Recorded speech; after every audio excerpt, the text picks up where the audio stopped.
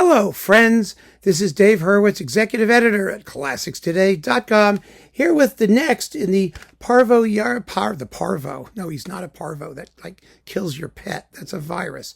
Paavo Järvi.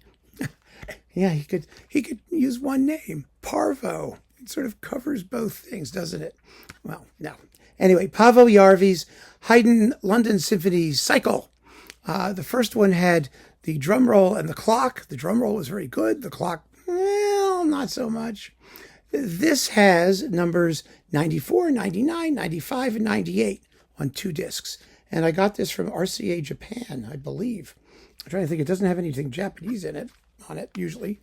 But I don't know what they're doing, what Sony is doing with this stuff. I have no idea where this is coming out, how it's coming out, how you're going to get it. You can download it. I did that too, so that I could hear it on my phone. These are, for the most part, splendid performances. There is only, well, let's take them one at a time. CD1 has 94 and 99. 94, the surprise. The surprise in the second movement isn't quite as surprising as I think it could be. I'd like it to have a louder bang to it, but it's a very fine performance until we get to the scherzo. When we get to the scherzo, well, you know, it's supposed to be allegro, and it is, but Järvi just finds the need to futz with the music too much. You know, little delays and thingies and stuff and doodads, and you gotta trust Haydn. You have to, because Haydn was the most experienced composer for orchestra that ever lived. It's that simple. He had his own private orchestra for decades. He knew exactly what he wanted, exactly how to time a pause, exactly what effects work and which ones didn't. I mean, he wrote for the orchestra, and with complete and total confidence. And so I don't understand why he has to monkey around with the scherzo the way it is, but it's a small point. The rest of it is really, really splendid, and I enjoyed it enormously. Now, number 99. 99 is the first one that has clarinets doing things, and you hear them doing lovely things here, right? 9900, 1, 2, 3, yeah. Yes, they do lovely things in the finale particularly.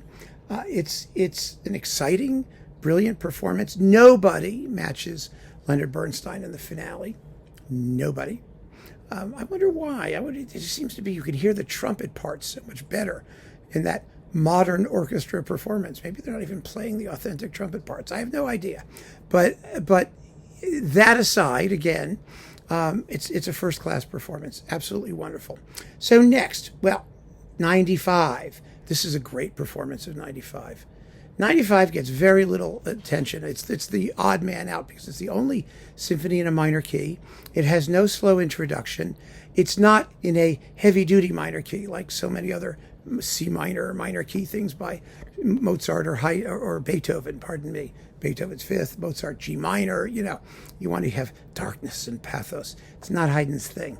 It can't wait to get out of the minor key, which is fair. I mean, the C minor opening is a threat which is, rather quickly overcome. Let's put it that way. And after the first movement, the only other really interesting minor key bit is the minuet. And the minuet is really, it's a wonder. Haydn was good at writing tragic minuets. He did. I mean, he wrote a couple. One, there's the piano trio, and what is it, F sharp minor, that ends with a tragic minuet. It's really kind of cool. And this is a very dark minuet. It's wonderful. So it's a fabulous performance, though, because what the music needs is not to sound half-hearted, either in the minor bits or the major bits. You have to really go for it, and they do. And the result, I think, is one of the finest performances of this symphony that I've ever heard. The other really great one that sort of blows my mind is the Joachim Staatskapelle Dresden one on Berlin Classics, which is also fabulous. That one particularly for the finale, because this finale is one of Haydn's greatest contrapuntal extravaganzas. It's as great a contrapuntal thing as the finale of the Jupiter Symphony. And again, it's very well done here. It's nice and transparent. You hear all the interweaving lines, and the opening theme is so beautiful. It has a tune that just sounds, it's fresh as a spring morning. And then it just rockets off on this contrapuntal phantasmagoria. So it's really a great performance. Also terrific is 98. 98 is a symphony that also doesn't get a lot of great performances. It's a little tricky. It's tricky because it has that keyboard solo in the finale, which raises the whole question of whether to use a continuo part or whatever. It's all bullshit. You don't use a continuo part. You know, people say, well, Haydn was there leading from the piano. Of course he was. That's what they did in those days. Why was the piano there? Because at those concerts, they would do all kinds of things. You had soloists play piano solos. You had Haydn accompanying soloists doing arias. You did, you know, that's why he wrote that little piano part, because otherwise he would have had done virtually nothing in the symphony. That's the whole point. That people use the keyboard elsewhere. Of course they did. And he might have tinkled along at certain moments in the symphony if the orchestra needed some help somewhere. You know, it was all a lot less formal than it is now. But musically speaking, it's not necessary. And here, they do, you know, include, you hear it's a forte piano, and a very nice sounding forte piano. And it sounds absolutely delicious when it comes in at the end of the finale. But, you know, they tuck it in a couple of places where it pops in. Unnecessary, but not bothersome. And that's the point. And the rest of it is wonderful. You know, the first movement is based on, the opening theme is the same as the theme of the introduction, just sped up. Da, da, da, yeah, da, da, da, da, da. You know, it's a fabulously cohesive movement that for some reason people have trouble getting right, you know, relating the tempos or something. I mean, Bernstein was famous for, you know, taking it at a crawl. I don't know why. The slow movement is Haydn's tribute to Mozart, who had just died. And it's based on God Save the King. So we know the tune. It's a beautiful, beautiful symphony that deserves a lot more attention than it usually gets. It's big. It's a long symphony. It's a big, beefy sucker if you take all the repeats and whatnot.